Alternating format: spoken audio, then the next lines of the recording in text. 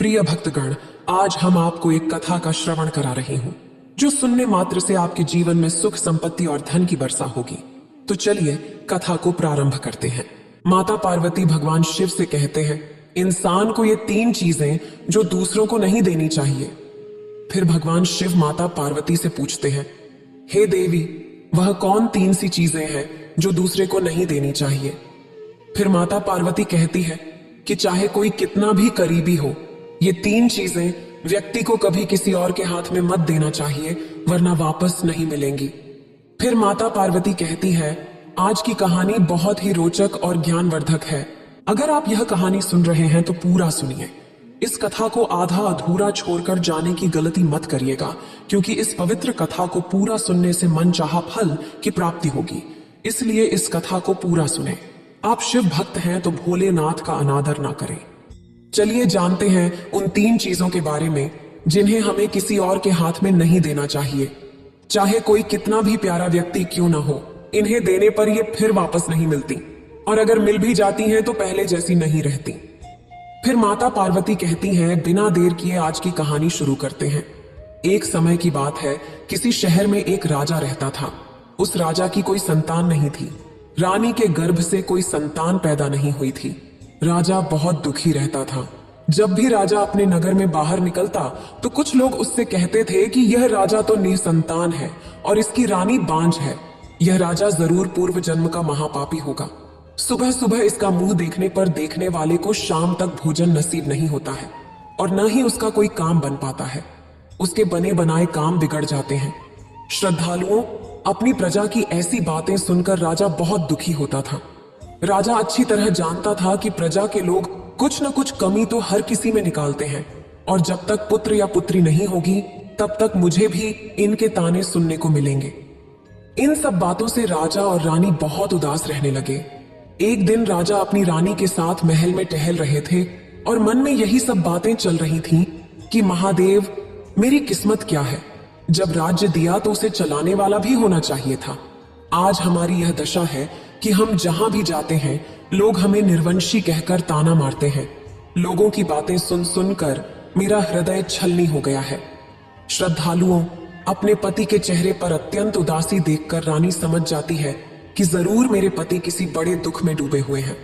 रानी हाथ जोड़कर पूछने लगी, महाराज, क्या बात है?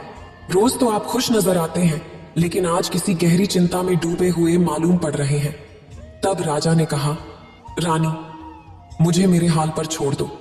मैं क्यों उदास हूं, किस चिंता में हूं, इसकी तुम्हें चिंता करने की कोई जरूरत नहीं। रानी कहती है, महाराज, ऐसा आप क्यों कह रहे हैं? मैं आपकी पत्नी हूं। आपके ऊपर कोई मुसीबत आ जाए, कोई दुख तकलीफ हो जाए, उसके बारे में जानना मेरा अधिकार है। उस दुख में शामिल होना मेरा धर्म है। मैं अपना धर्म निभा रही हूं महाराज। आपका दुख, आपकी चिंता, मेरा दुख, मेरी चिंता है।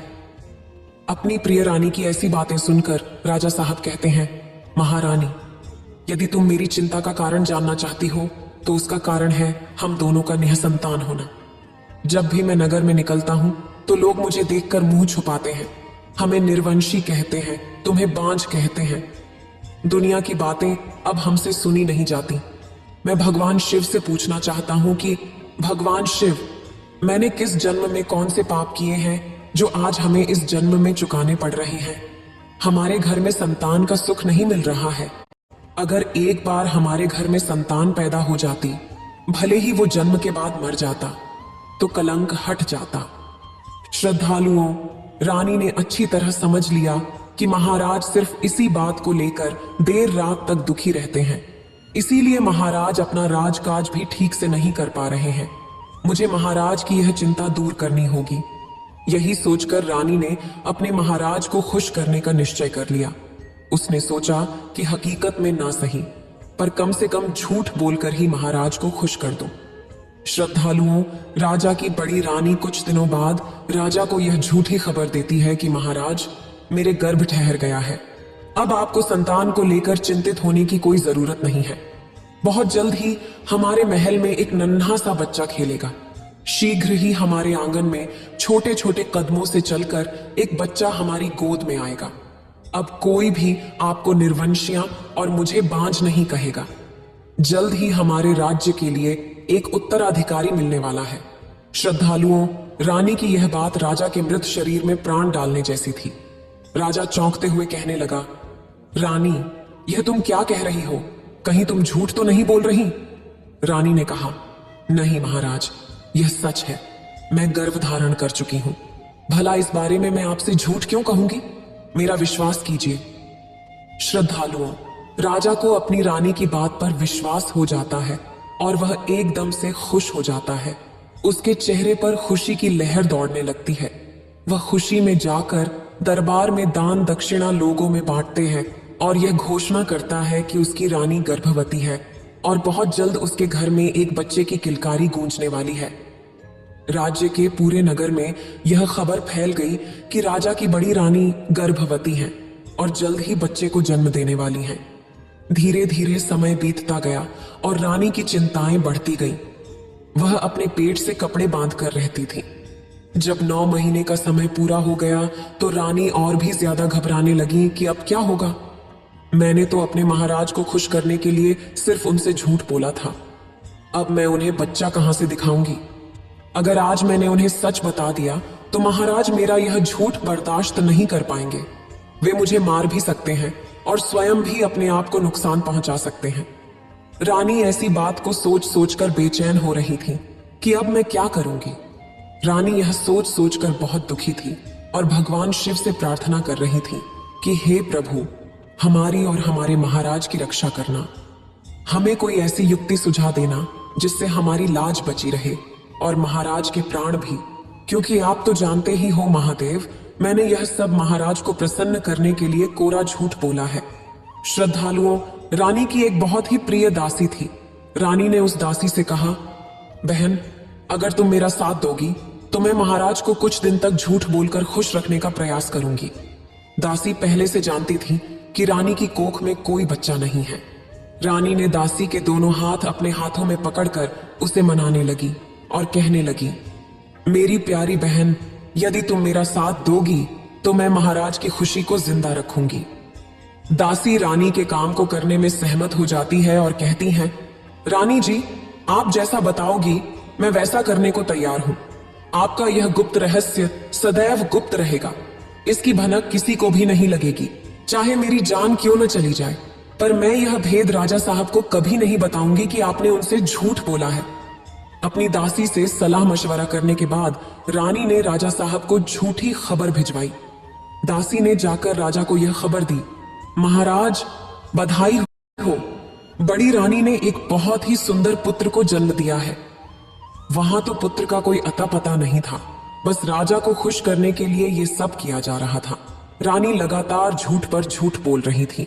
जब राजा ने सुना कि बड़ी रानी ने एक बेटे को जन्म दिया है तो वह खुशी से फूला नहीं समाया। राजा ने अपने दरबार में यह घोषणा कर दी। यह खबर पूरे नगर में फैल गई। राजा की अपने बच्चे को देखने की उत्सुकता बढ़ती जा रही थी। राजा तुरंत महलों की ओर दौड़ पड़ा। रानी भी यह जानती थी, महाराज बच्चे को देखने जरूर आएंगे, इसलिए रानी ने पंडित को सिखा पढ़ाकर और उसे बहुत सारा धन देकर कहलवा दिया कि राजा साहिब, आप अभी अपने बच्चे का मुख दर्शन नहीं कर सकते। राजा ने पूछा, ऐसा क्यों? हम अपने बच्चे के दर्शन क्यों नहीं कर सकते? तब पुरोहित ने कहा, महाराज, अगर आप इस समय अपने बच्चे के दर्शन करेंगे तो आपके लिए बहुत बड़ा दोष लग जाएगा। बच्चे के प्राण भी संकट में पड़ सकते हैं, इसलिए पुत्र को देखने की जिद न करें। पुत्र आपका है और आपके महलों में रहेगा। आपको तो यही सबसे बड़ी खुशी होनी चाहिए। भगवान शिव की कृपा से इतनी बड़ी खुशी मिली है तो कम से कम धैर्य बनाए रखें। हे राजन, जब वह लड़का बड़ा हो जाएगा और शादी के लायक हो जाएगा तब आप अपने पुत्र का विवाह करेंगे और तब आप अपने पुत्र को देख सकते हैं। श्रद्धालुओं, अपने कुल पुरोहित की बात सुनकर राजा को पहले तो बहुत दुख हुआ, फिर सोचा, चलो कोई बात नहीं, घर में संतान तो हो ही गई, लड़का तो हमारा ही है, कभी ना कभी तो देखने को मिल ही जाएगा। मुझे लोग अब ताने नहीं देंगे, कोई मुझे निर्वांसी नहीं कहेगा। हमारा बेटा जब बड़ा हो जाएगा और जब हम उसकी शादी करेंगे तब हम उसे देख लेंगे। कुल पुरोहित की बात सुनने के बाद राजा संतोष धारण करके राज दरबार की तरफ निकल जाता है। दरबार में पहुंचकर खूब धान लुटाता है। उधर रानी महलों में बैठकर बहुत रोती है कि मैंने अपने महाराज को झूठी खुशी देकर अच्छा नहीं किया। पुत्र की शादी तक तो मैं बची रहूंगी, उसके बाद क्या होगा, यही सब सोच सोच कर रानी का कलेजा बैठा जा रहा था। दासी ने कहा, रानी घबराइए नहीं, पुत्र के जवान होने तक तो तसल्ली रखिए, उसके बाद फिर कोई रास्ता भगवान शिव जरूर निकाल लेंगे। श्रद्धालुओं, इस प्रकार दासी ने रानी को समझा दिया। इधर समय गुजरता है, धीरे धीरे 21 साल बीत जाते हैं। राजा को लग रहा था कि हमारा पुत्र अब तो जवान हो गया है। जन्म हुए 21 साल हो गए। राजा ने चारों तरफ इस बात का ऐलान कर दिया कि हमारा राजकुमार विवाह के योग्य हो गया है। राजा का यह फरमान सुनकर राजकुमार के रिश्ते आने लगे।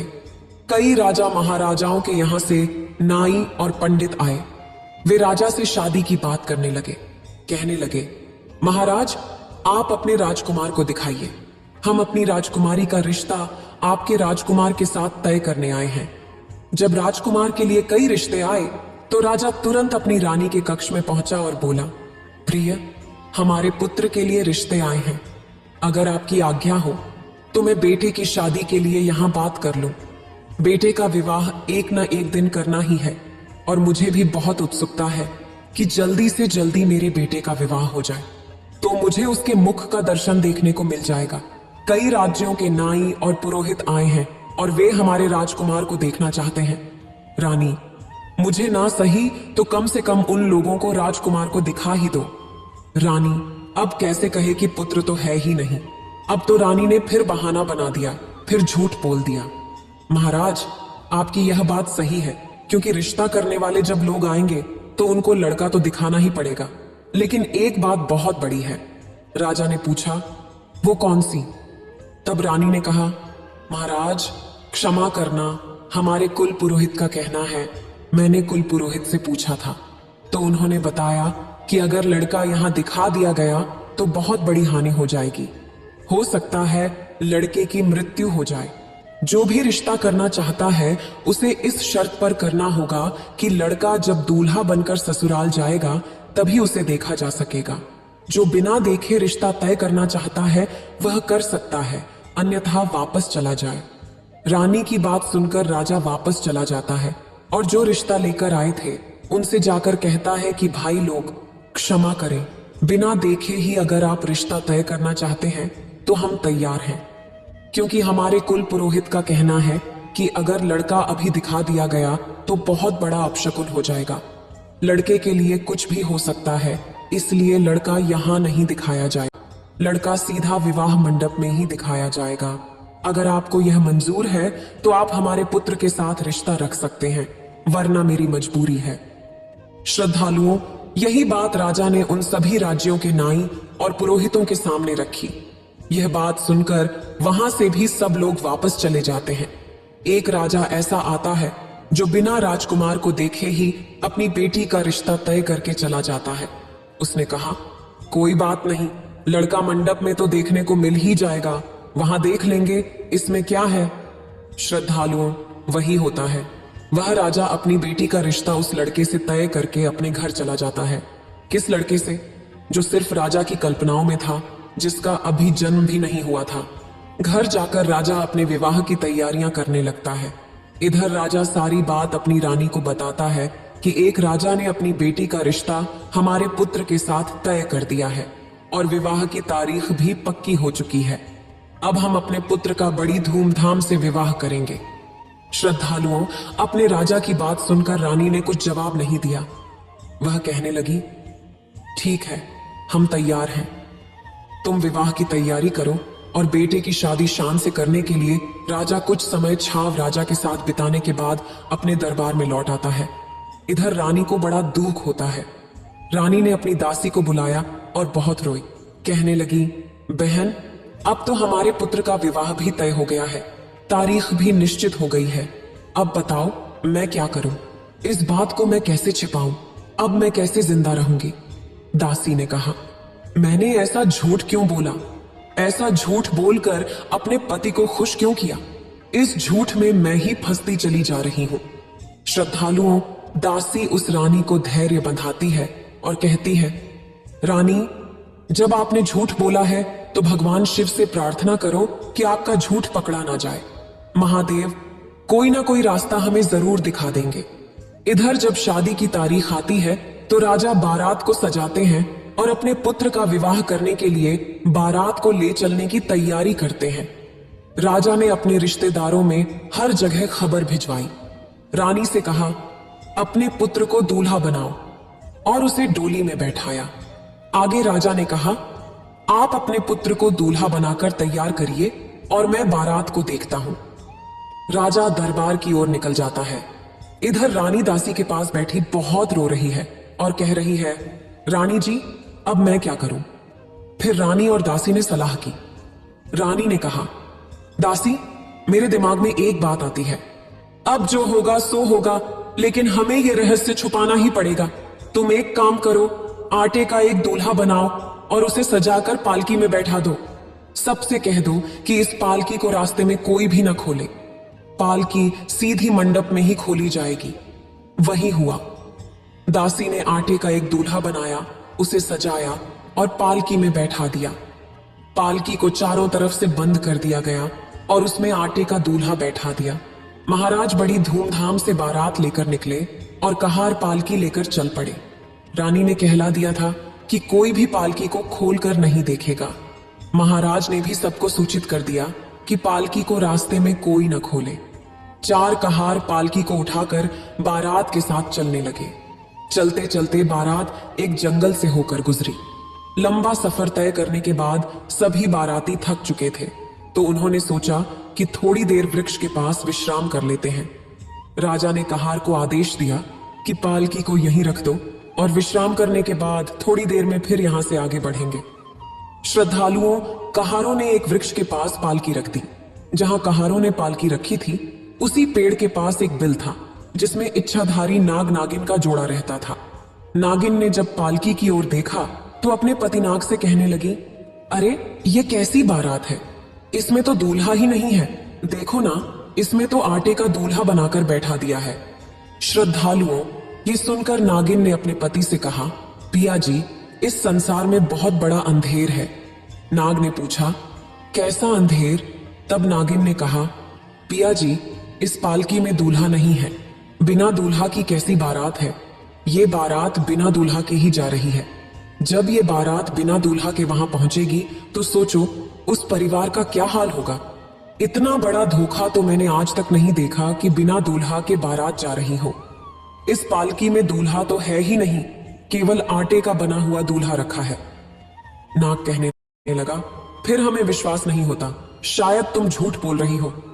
हमें दिखाओ तो सही, बिना दूल्हे की बारात कैसी होती है? नागिन ने कहा, अगर ऐसा है तो चलिए जहां लोग बैठे हैं, बाहर जाकर खुद देख लीजिए। जो पालकी रखी है उसमें एक आटे का बना हुआ दूल्हा बैठा है और किसी भी बारात वाले को यह पता नहीं है किस पालकी में आटे का दूल्हा है। सब लोग उसे राजकुमार समझ रहे हैं। नागिन अपने पति के नाम को लेकर पत्तों में छिपकर उसी पालकी के पास पहुंच जाती है और उसके अंदर घुस जाती है।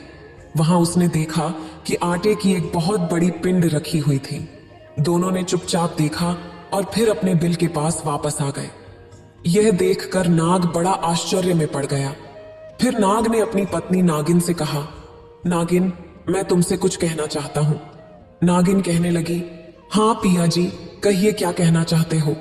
तब नाग बोला, अगर आपकी आज्ञा हो तो मैं राजा की विवाह मंडप तक इसकी शोभा बढ़ा दूं। नागिन कहने लगी, क्या कहना चाहते हो? मैं कुछ समझी नहीं। तब नाग बोला, प्रिय, मैं ये कहना चाहता हूं कि अगर तुम्हारी इच्छा हो तो मैं इस आटे की दूल्हा में जाकर बैठ जाऊं, अपना रूप बदलकर और इस राजा के बेटे बनकर दूल्हा बन जाऊं। मैं इसकी इज्जत बचा लूं। अब आप ही बताइए, अगर ये बिना दूल्हे के बारात लेकर वहां जाएगा और वहां जब ये पालकी खोली जाएगी, जब इसमें से दूल्हा नहीं निकलेगा तो राजा की कितनी बड़ी बदनामी होगी। और जहां ये राजा अपने पुत्र का विवाह करने के लिए जा रहा है, उस राजा की भी बड़ी बदनामी होगी। अगर आपकी आज्ञा हो तो मैं राजा का बेटा बनकर इसके विवाह मंडप तक इसकी शोभा बढ़ा दूं। अपने पति की बात सुनकर नागिन कहने लगी, महाराज, मुझे आप पर भरोसा है।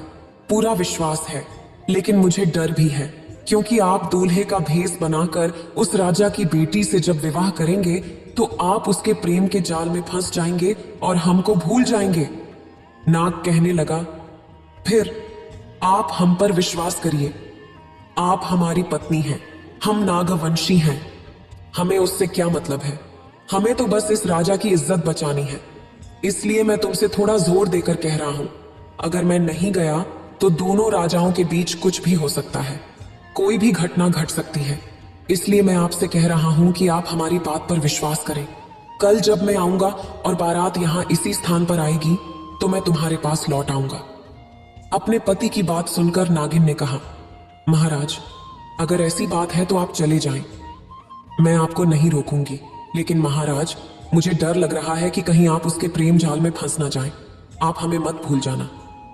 नाग कहता है, प्रिय, आप हम पर विश्वास रखिए और हमें खुशी खुशी जाने की आज्ञा दीजिए। श्रद्धालुओं, अब नागिन अपने पति को आज्ञा देती है। वो नाग उस पालकी में जाकर घुस जाता है और आटे की पिंड में समाहित होकर रूप बदलकर बैठ जाता है। अब वो बहुत सुंदर राजकुमार बन चुका था, बहुत सुंदर दूल्हा बन जाता है। इधर कुछ देर के बाद बारात जब आगे को चलती है, जब पालकी को उठाकर चलते हैं तो सीधे दूसरे राजा के यहाँ पहुंच जाते हैं। जब दूसरे राजा के यहाँ मंडप में पहुंच गए तो उस राजा ने बारात की सुंदर ढंग से अगवानी की। सभी बारातियों की खातिरदारी की गई। जब विवाह की रस्में शुरू करने का समय आया तो राजा साहब ने पूछा, तुम्हारा लड़का कहाँ है?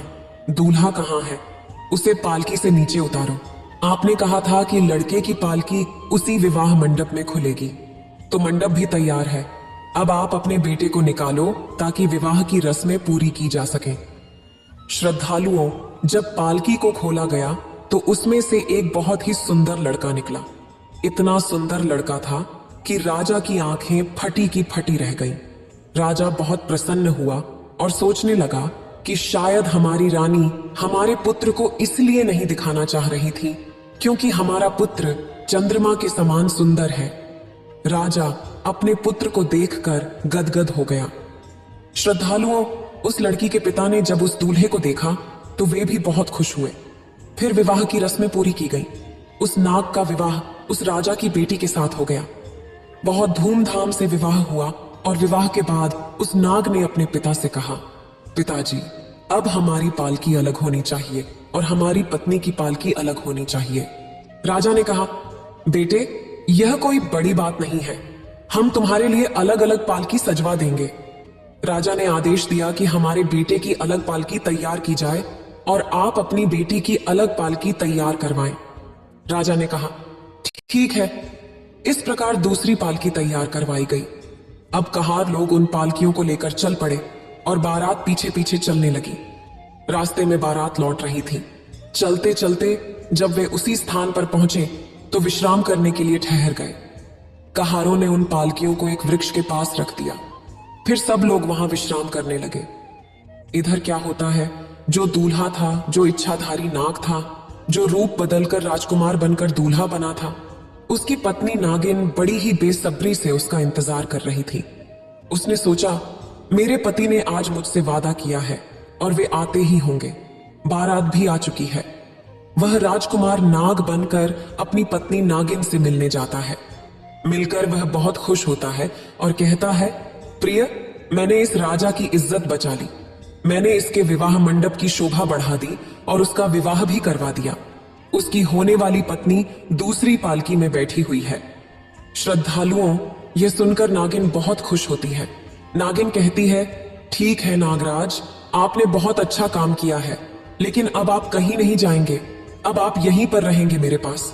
नाग कहता है, प्रिय, जरा विचार करो, थोड़ी सी आज्ञा हम तुमसे और चाहते हैं।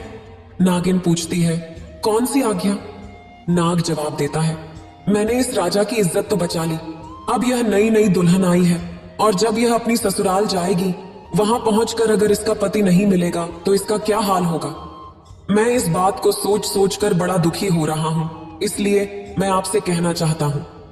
नागिन कहती है, इससे हमें कोई मतलब नहीं, कुछ भी हो, लेकिन आपने इसकी बारात की शोभा तो बढ़ा दी, अब आप हमें छोड़कर यहां से नहीं जाओगे। नाग फिर कहता है, जरा विचार करो, अगर यह लड़की वहां जाकर अपने पति को नहीं देखेगी तो इसका क्या हाल होगा। ये तो रो रो कर मर जाएगी। मैं तुमसे विनती करता हूं कि अगर ज्यादा नहीं तो सिर्फ 5 दिन के लिए मुझे जाने की अनुमति दे दो। 5 दिन बाद मैं वापस आ जाऊंगा, जब यह लड़की अपने मायके चली जाएगी। जब इसके पीहर वाले इसे ले जाएंगे तब मैं तुम्हारे पास लौट आऊंगा। कृपया मुझे 5 दिन की अनुमति दे दो। मेरी बात पर विश्वास करो, मैं तुम्हें धोखा नहीं दूंगा। मैंने उस दिन भी कहा था कि हम नागवंशी हैं, इसलिए हम तुम्हें धोखा नहीं देंगे। अपने पति की बात सुनकर नागिन बहुत दुखी हो जाती है और कहती है, पिया जी, आज हमें विश्वास हो गया कि तुम हमसे झूठ बोल रहे हो। तुम हमें धोखा देकर चले जाओगे, हमें भूल जाओगे और हमें तड़पता हुआ छोड़कर जाना चाहते हो, इसलिए तुम बार बार जाने की जिद कर रहे हो। नागिन ने अपने पति से बहुत विनती की, लेकिन नाग बार बार समझाने लगा और कहा, मैं तुम्हें वचन देता हूं कि मैं लौटकर तुम्हारे पास जरूर आऊंगा। मुझे उससे कोई मतलब नहीं है। कृपया मुझे 5 दिन की अनुमति दे दो। मैं तुम्हें धोखा नहीं दूंगा। श्रद्धालुओं, इस प्रकार वह नाग अपनी नागिन को समझाता है और नागिन से आज्ञा लेकर दूल्हा बनकर उस पालकी में जाकर बैठ जाता है। इधर रानी मंदिर में जाकर भगवान शिव से प्रार्थना करती है, हे महादेव, मेरी रक्षा करो, मेरी लाज बचा लो। मैंने अपने पति को खुश करने के लिए झूठ बोला, लेकिन मुझे नहीं पता था कि बात यहां तक पहुंच जाएगी। अब मैं क्या करूं? मेरी लाज बचाओ हे महादेव, नहीं तो मैं मर जाऊंगी। श्रद्धालुओं, इस तरह पूरी रात रानी ने रोते रोते मंदिर में बिता दी। सवेरा हो गया, दिन निकल आया, लेकिन रानी अकेली मंदिर में बैठी रोती रही। यह बात केवल दासी को मालूम थी कि रानी कहां है, किसी और को नहीं। इधर राजा अपनी पुत्र वधू और पुत्र की पालकी लेकर अपने घर आता है। जब दासियों और दरबारियों ने उस पुत्र को देखा तो सब लोग उसे देखकर बहुत प्रसन्न हुए। वे सोचने लगे कि रानी इसीलिए अपने पुत्र को नहीं दिखाना चाहती थी क्योंकि उसका पुत्र बहुत सुंदर है। जब दासी ने देखा कि राजा का पुत्र भी आया हुआ है तो उसे मालूम था कि रानी का कोई पुत्र नहीं है। दासी ने देखा कि पुत्र दुल्हन के साथ आया है तो उसकी आंखें चौड़ी हो गईं। वह आश्चर्य में पड़ गई और उसकी खुशी का कोई ठिकाना नहीं रहा। वह भागकर मंदिर गई जहां रानी भगवान शिव से प्रार्थना कर रही थी। दासी ने रानी को बताया कि भगवान शिव ने उसकी सुन ली है और उसकी पुत्र वधू उसके पुत्र के साथ आई है। सब उसे देखने के लिए आए हैं। श्रद्धालुओं, रानी ने जब यह सुना तो वह बार बार भगवान शिव को धन्यवाद करने लगी। खुशी के आंसू छलक आए और भगवान शिव को धन्यवाद करने के बाद वह दासी के साथ घर आई। उसने अपनी पुत्र वधू को बड़े सम्मान के साथ घर में बुलाया और अपने बेटे को सीने से लगा लिया। उसने सोचा कि यह प्रभु का प्रसाद है। श्रद्धालुओं, उस राजा के लिए भी खुशी का कोई ठिकाना नहीं था। अब राजा बहुत दान कर रहा था और भंडारे करवा रहा था। राजा के यहाँ खुशियां ही खुशियां मनाई जा रही थीं। अब वह नाग जो दूल्हा बनकर आया था धीरे धीरे उस लड़की के प्रेम में फंस गया।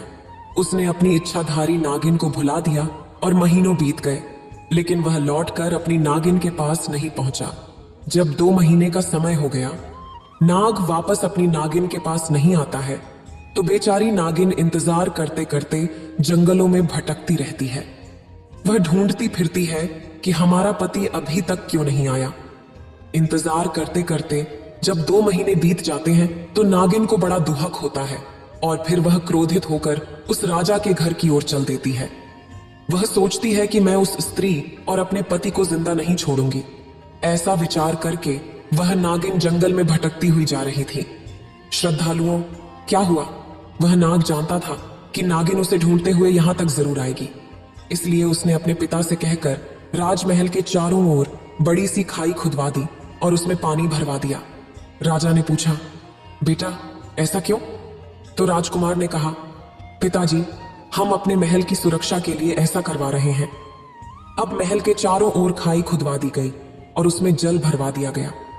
वह इच्छाधारी नाग सोचता है कि हमारी नागिन शायद अब महल के अंदर नहीं आ पाएगी। वह इस लड़की के प्रेम में इस कदर फंस गया था कि वहां से जाना ही नहीं चाहता था।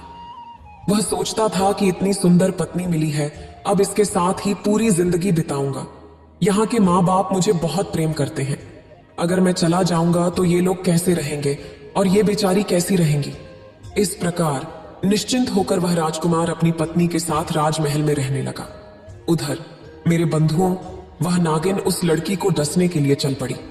जब वह राजा के राजमहल के पास पहुंची तो उसने देखा कि महल के चारों ओर गहरी खाई खुदी हुई है जिसमें पानी भरा है। नागिन समझ गई कि इसका मतलब क्या है। हमारे पति ने हमें मरवाने के लिए यह जाल बिछाया है। अब तो उसे और भी ज्यादा गुस्सा आया। वह सोचने लगी कि मैं अपने पति को जीवित नहीं छोड़ूंगी। नागिन इधर उधर रास्ता ढूंढने लगी कि कोई रास्ता मिल जाए तो मैं महल के अंदर चली जाऊं और उस लड़के के पास पहुंच जाऊं। कुछ समय बाद उसे राजमहल में जाने के लिए थोड़ी सी जगह मिल गई। उसी रास्ते से वह नागिन महल के अंदर पहुंच गई। नागिन ने देखा कि उसका पति उस लड़की के साथ पलंग पर आराम से सो रहा था। जब नागिन वहां पहुंची और अपने पति को उस लड़की के पास सोता हुआ देखा तो उसका गुस्सा 7वें आसमान पर पहुंच गया। उसने सोचा कि क्यों ना इन दोनों को ही खा जाऊं। लेकिन फिर उसने सोचा कि ये जोड़ी कितनी सुंदर है, इस जोड़ी को कैसे खत्म करूं।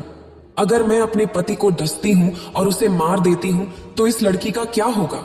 वह पति के बिना मर जाएगी। अगर मैं इस लड़की को डसती हूं और वह मर गई तो हो सकता है कि मेरे पति भी आत्महत्या कर ले। नागिन सोचने लगी कि अब मैं कहीं की नहीं रही, मैं तो विधवा हो गई। मैंने जानबूझकर अपने पैर में कुल्हाड़ी मार ली। मैंने अपने हाथों से ही अपना पति दूसरे को दे दिया और मुझे इसका कितना अच्छा बदला मिला है। मैं अपने पति को खोकर पछता रही हूं। कहीं ऐसा ना हो कि दूसरी लड़की भी विधवा हो जाए। कहीं ऐसा ना हो कि हमारा पति मर जाए। श्रद्धालुओं, इन विचारों के बाद नागिन ने अपने पति और उस लड़की को डसने का विचार बदल दिया। नागिन ने सोचा कि मैं यहीं पर फन पटक पटक कर अपनी जान दे देती हूं। नागिन ने पलंग के पास ही अपना फन पटक पटक कर जान दे दी। जब नागिन मर गई और सुबह हुई तो वह आदमी जो अपनी पत्नी के साथ सोया हुआ था बिना कुछ देखे ही काम पर चली गई। जब नाग उठा और जैसे ही उसने देखा उसकी नजर उस मरी हुई नागिन पर पड़ी जो पलंग के नीचे पड़ी थी। अपनी नागिन को देखकर वह नाग बहुत दुखी हुआ, रोने लगा, पछताने लगा और उसे उठाकर बार बार एक ही शब्द कहने लगा, मेरी प्राण प्यारी, मुझे क्षमा कर दो, मुझसे बहुत बड़ी भूल हो गई। मुझे क्या पता था कि तुम मर जाओगी और मरते वक्त तुमने मुझसे कुछ कहा भी नहीं। गलती तो मेरी ही है कि इस लड़की के प्रेम में पड़कर मैंने तुम्हें भुला दिया। लेकिन तुमने अपना सच्चा प्रेम निभाया, तुमने प्रेम में जान दे दी। लेकिन हम दोनों में से किसी को मारने की नहीं सोची। श्रद्धालुओं, नागिन को गर्दन में डालकर वह लड़का उस नाग के साथ पागलों की तरह इधर उधर घूमने लगा। वह रोता हुआ इधर उधर भटक रहा था। किसी ने सही कहा है कि मनुष्य को अपने जीवन में कुछ सावधानियां बरतनी चाहिए, चाहे कोई कितना ही करीबी क्यों ना हो। ये 3 चीजें कभी उसके हाथ में नहीं देनी चाहिए। सबसे पहले, स्त्री को अपना पति दूसरी स्त्री को नहीं देना चाहिए और पुरुष को अपनी स्त्री दूसरे पुरुष को नहीं देनी चाहिए, वरना ये वापस नहीं मिलेंगे। अगर मिल भी गए तो पहले की तरह कभी नहीं हो पाएंगे। दूसरा, अपना कमाया हुआ धन कभी दूसरे के हाथ में नहीं देना चाहिए, क्योंकि दूसरे के हाथ में पहुंचा हुआ धन वापस पाना बहुत मुश्किल होता है और वह कभी समय पर काम नहीं आता।